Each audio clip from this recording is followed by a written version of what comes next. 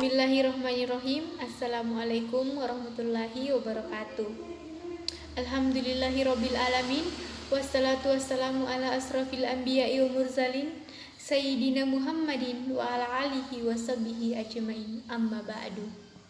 Alhamdulillahirabbil alamin. Nahmaduhu wa nasta'inuhu wa nastaghfiruhu wa na'udzubillahi min syururi anfusina wa min sayyiati a'malina. May yahdihillahu fala mudhillalah wa may yudlilhu fala hadiyalah. Asyhadu an la ilaha illallah wa asyhadu anna Muhammadar Rasulullah. Allahumma salli ala sayyidina Muhammad wa ala ali sayyidina Muhammad. Amma ba'du. Sebagai hamba Allah yang beriman, marilah kita panjatkan puji dan syukur atas kehadirat Allah Subhanahu wa Ta'ala yang telah memberikan kekuatan, kesehatan lahir dan batin kepada kita semua.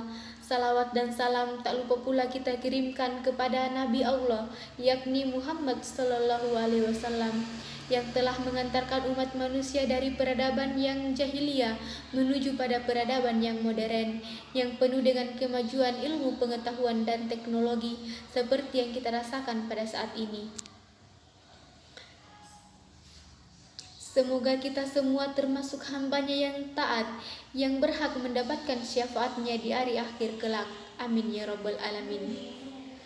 Baiklah, pada kesempatan kali ini saya akan menyampaikan topik ceramah yang berjudul Islam Membangun Persatuan dalam Keberagaman. Saudara-saudari kaum muslimin rahimakumullah.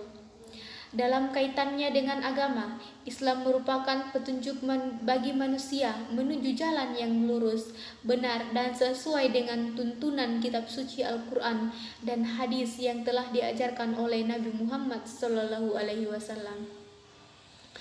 Kalau dikaitkan dengan konteks perubahan zaman sekarang, bagaimana Islam memandang perbedaan atau pluralitas yang ada di negeri ini, bahkan di dunia, sebagaimana yang telah dijelaskan dalam Al-Quran.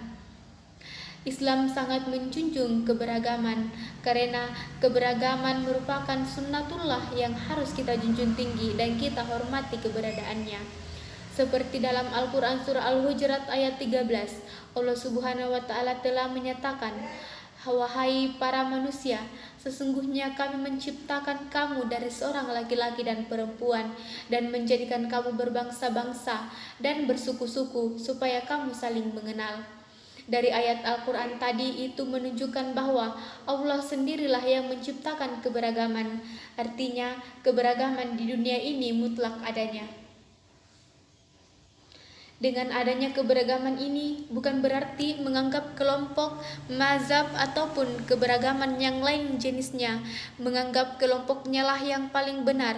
Yang harus kita ketahui di sini adalah keberagaman sudah ada sejak zaman para sahabat, yaitu ketika Nabi Muhammad SAW wafat, para sahabat saling mengklaim dirinya lah yang pantas untuk menggantikan Nabi. Ajaran Islam mengutamakan persaudaraan atau ukhuwah dalam menyikapi keberagaman.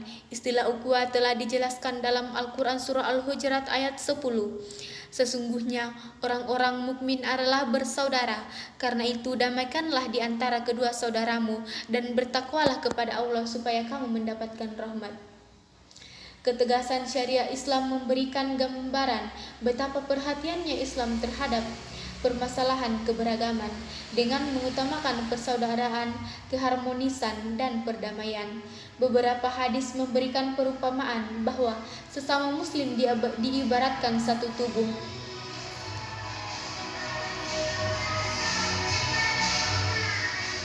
Seperti yang telah dijelaskan dalam hadis riwayat Muslim, perumpamaan kaum mukmin dalam sikap saling mencintai, mengasihi, dan menyayangi seumpama tubuh. Jika satu tubuh anggota sakit, maka anggota tubuh yang lain akan merasakan sakit atau merasakan demam. Perumpamaan yang lain diibaratkan bangunan.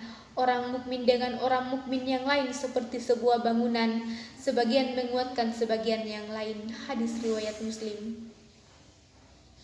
Islam memberikan beberapa prinsip dasar dalam menyikapi dan memahami keberagaman ini. Yang pertama, Prinsip keberagaman yang 8. Salah satu masalah yang serius dalam menyikapi keberagaman adalah masalah mengklaim kebenaran. Padahal untuk mencapai kepasrahan yang tulus kepada Tuhan diperlukan suatu pemahaman yang sadar dan bukan hanya ikut-ikutan. Oleh sebab itu, sikap ke lapangan dalam mencapai kebenaran ini bisa dikatakan sebagai makna terdalam keislaman itu sendiri. Diceritakan dalam hadis Nabi bersabda kepada sahabat Utsman bin Mas'ud, dan sesungguhnya sebaik-baik agama di sisi Allah adalah semangat pencarian kebenaran yang lapang. Yang kedua, keadilan yang objektif. Dalam konteks keberagaman, keadilan mencakup pandangan maupun tindakan kita terhadap pemeluk agama lain. Kadangkala dalam tindakan seringkali kita tidak suka dan menganggap orang lain sebagai bukan bagian dari kelompok kita. Maka kita bisa berbuat tidak adil terhadap mereka dalam memutuskan hukum, interaksi sosial maupun hal-hal lain. Islam mengajarkan bahwa kita harus menegakkan keadilan dalam sikap dan pandangan ini dengan objektif, terlepas dari rasa suka atau tidak suka, seperti yang diterangkan dalam Al-Quran Surah Al-Ma'idah ayat 8. Yang artinya, hai orang-orang yang beriman, hendaklah kamu menjadi orang yang selalu menegakkan kebenaran karena Allah, menjadi saksi yang adil, dan janganlah kebencianmu pada suatu kaum mendorong kamu untuk berlaku tidak adil. Berlakulah adil, karena adil itu lebih dekat kepada bertakwa. Yang ketiga, menjauhi kekerasan dalam berinteraksi dengan pemeluk agama lain, termasuk ketika melakukan dakwah. Serahkanlah manusia kepada jalan Tuhanmu dan jalan bijaksana dan pelajaran yang baik, dan bantahlah mereka dengan lebih baik.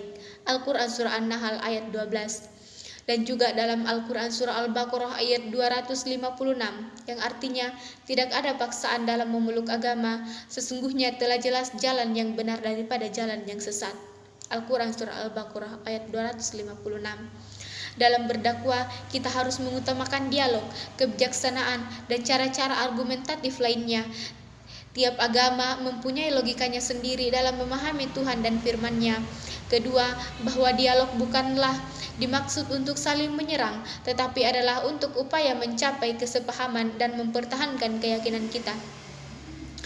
Seperti dalam Al-Quran Surah Al-Imran ayat 64, yang artinya, katakanlah olehmu wahai Muhammad, wahai ahli kitab, marilah menuju ke titik pertemuan antara kami dan kamu. Al-Quran Surah Al-Imran ayat 64. Yang keempat, menjadikan keberagaman agama tersebut sebagai kompetensi positif dalam kebaikan. Seperti yang sudah dijelaskan dalam Al-Quran Surah Al-Baqarah ayat 148, yang artinya, dan bagi tiap-tiap umat ada kiblatnya yang mereka menghadap kepadanya, maka berlomba-lombalah dalam berbuat kebajikan. Al-Quran Surah Al-Baqarah ayat 148.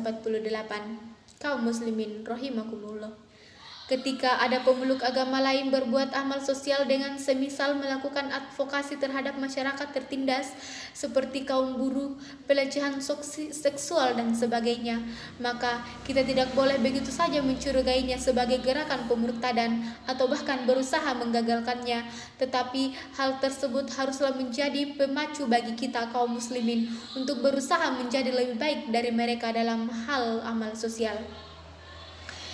Kalau keempat prinsip ini bisa kita pegang, insya Allah akan tercipta hubungan yang lebih harmonis oleh sikap saling antar umat beragama, hubungan yang dilandasi oleh sikap saling menghargai, menghormati, dan saling membantu dalam kehidupan sosial. Sehingga kehadiran agama, khususnya agama Islam, tidak lagi menjadi momok bagi kemanusiaan, tetapi malah menjadi rahmat bagi keberadaan, tidak hanya untuk manusia tetapi sekaligus alam semesta ini. Wallahu a'lam bishawab. Manusia terbaik adalah manusia yang bermanfaat terhadap yang lainnya. Agama sebagai salah satu parameter persatuan dan kesatuan bangsa. Adapun Islam dalam menanggapi perbedaan dalam persatuan dan kesatuan adalah: yang pertama, konsep toleransi dalam Islam atau kebebasan beragama.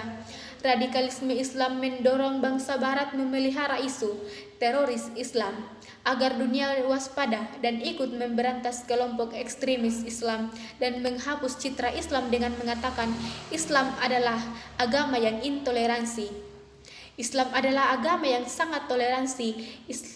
Jelas, ini tidak pantas jika Islam dituduh agama yang ekstrim dan radikal, apalagi dengan mengatakan Al-Quran dan Nabi Muhammad sebagai inti dari semua teror. Islam mengakui keberagaman ada termasuk keberagaman dalam agama. Dalam Islam, seseorang muslim dilarang memaksa orang lain untuk meninggalkan agamanya dan masuk Islam dengan terpaksa karena Allah telah berfirman dalam Al-Quran surah Al-Baqarah ayat 256 yang artinya tidak ada paksaan untuk memasuki agama Islam. Sejarah telah mengabadikan kepemimpinan Rasulullah Shallallahu Alaihi Wasallam dan sikap tasamu beliau dalam memperlakukan penduduk Madinah yang beragam, seperti yang tertulis dalam Piagam Madinah. Di antara isi Piagam Madinah tersebut tentang adanya kesepakatan bahwa jika ada penyerangan terhadap kota Madinah atau penduduknya, maka semua yang terlibat dalam Piagam Madinah wajib mempertahankan dan menolong kota Madinah dan penduduknya tanpa melihat perbedaan agama dan kabilah. Batasan toleransi dalam perspektif Islam seperti yang terjadi di masa sahabat saat seseorang munafik yang bernama Muzailah Al-Kahzab mengaku bahwa dirinya Nabi setelah wafatnya Nabi Muhammad. Melihat hal tersebut, para sahabat tidak tinggal diam dan membiarkan pengikut Muzailamah tersebut menyebarkan ajaran sesatnya. Karena di situ ada maslahat untuk menjaga agama yang merupakan faktor primer dalam kehidupan umat Islam. Allah telah berfirman dengan tegas dan jelas bahwa Nabi Muhammad Shallallahu Alaihi Wasallam adalah penutup para nabi dan tidak ada nabi setelah Nabi Muhammad. Seperti yang sudah dijelaskan dalam Al-Quran surah Al-Ahzab ayat 40 yang artinya Muhammad itu sekali-kali bukanlah bapak dari seorang laki-laki di antara kamu, tetapi dia adalah Rasulullah dan penutup nabi-nabi, dan Allah adalah maha mengetahui segala sesuatu. Al-Quran surah Al-Ahzab ayat 40. Toleransi semacam ini jelas tidak dibenarkan dalam agama Islam karena seseorang yang mengaku muslim berarti meyakini dan bersaksi bahwa tiada Tuhan selain Allah dan Nabi Muhammad adalah utusan Allah dan meyakini bahwa tidak ada nabi setelah Nabi Muhammad sallallahu alaihi wasallam. Al-Azaz Al-Fikri Litazamu Al-Muslimin, Yusuf Qaradawi dalam kitabnya Fifik Al-Aqliyat Al-Muslimah menyebutkan beberapa faktor toleransi muslim terhadap non-muslim. Yang pertama, nilai kemanusiaan yang mulia.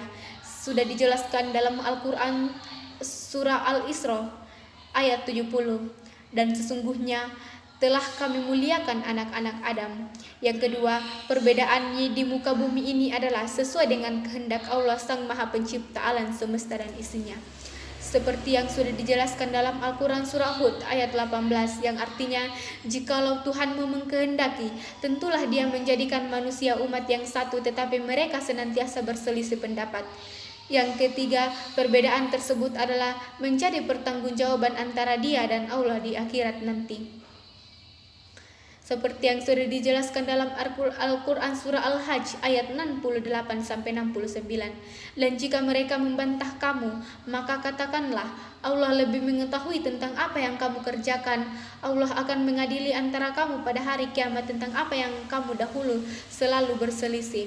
Yang keempat, Allah telah memerintahkan untuk berbuat adil dan berakhlak mulia. Hai orang-orang yang beriman, hendaklah kamu menjadi orang-orang yang selalu menegakkan keadilan karena Allah menjadi saksi yang adil, dan janganlah sekali-kali kebencianmu terhadap suatu kaum mendorong kamu untuk berlaku tidak adil. Al-Quran surah Al-Ma'idah ayat 8. Implementasi keberagaman dalam keberagamaan mencermati berbagai ulasan mengenai keberagaman dan keberagamaan dalam perspektif Islam dan juga agama sebagai salah satu parameter persatuan dan kesatuan bangsa di atas. Maka langkah konkret untuk menyikapi itu semua adalah membangun tali silaturahmi yang mengedepankan toleransi keberagamaan. Siapa yang senang diperluaskan rezekinya dan diperpanjang umurnya, maka hendaklah dia bersilaturahmi. Hadis riwayat Bukhari dan Muslim. Dengan terjalinnya tali silaturahmi, maka banyak peluang kerjasama dalam berbagai aspek kehidupan, dan janji Allah melalui sabda Nabi Shallallahu Alaihi Wasallam akan mengundang rezeki material dan spiritual. Maka dari itu sesama muslim dilarang untuk memutuskan tali silaturahmi. Jika terjadi pertikaian harus berdamai. Jalinan tali silaturahmi dengan mengedepankan toleransi tidak hanya saat berhubungan dengan antar umat beragama saja, namun bagaimana sesama umat muslim mampu damai rukun, saling menghormati antar golongan keislaman berbeda mazhab.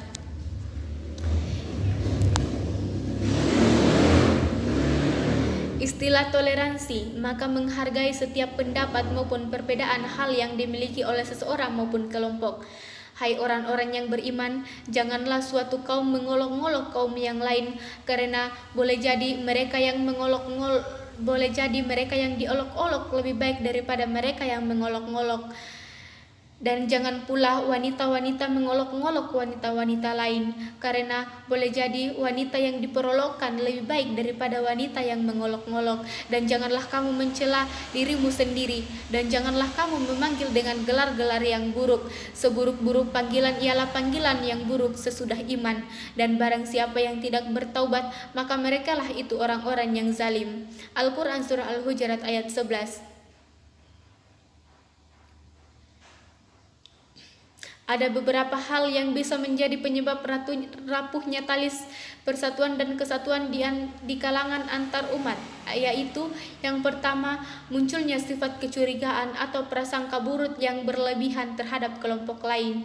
Yang kedua, munculnya interpretasi yang juga menjadi penyebab adanya kecurigaan tanpa bukti yang berujung pada konflik. Yang ketiga, mencari kejelekan orang lain.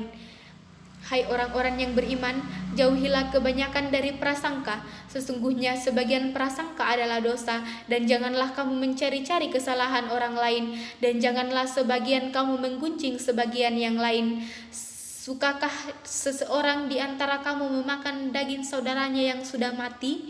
Maka tentulah kamu merasa jijik padanya, dan bertakwalah kepada Allah. Sesungguhnya Allah Maha Penerima Tobat dan Maha Penyayang. Al-Quran Surah Al-Hujurat ayat 12. Oleh karena itu, untuk mencegah adanya perpecahan dalam persatuan dan kesatuan bangsa, maka kita harus menjunjung tinggi toleransi dan senantiasa menjaga tali silaturahmi dalam berbagai aspek kehidupan, berlomba-lomba berbuat kebaikan untuk mengharapkan ridhonya. Demikian ceramah agama yang dapat saya sampaikan pada kesempatan kali ini. Semoga dapat bermanfaat bagi kita semua dan dapat kita aplikasikan dalam kehidupan sehari-hari. Lebih dan kurangnya mohon dimaafkan. Yang benar datangnya dari Allah Subhanahu wa Ta'ala yang Maha Benar, dan yang salah, kilaf atau keliru itu datangnya dari saya pribadi sebagai manusia yang tidak pernah luput dari salah, kilaf dan dosa. Akhirul kalam. Subhanakallahumma wa bihamdika asyhadu an la ilaha anta astaghfiruka wa atubu ilaik. Wallahu muwafiq ila aqwamit thariq. Wassalamualaikum warahmatullahi wabarakatuh.